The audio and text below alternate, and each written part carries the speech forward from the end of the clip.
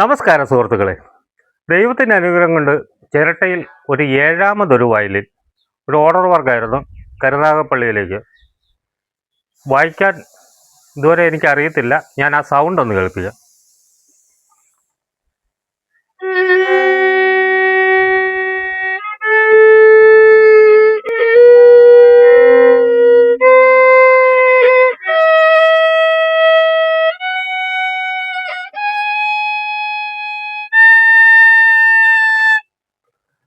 ഇത് കണ്ടിട്ട് എല്ലാവരും ഒന്ന് സപ്പോർട്ട് ചെയ്യുക.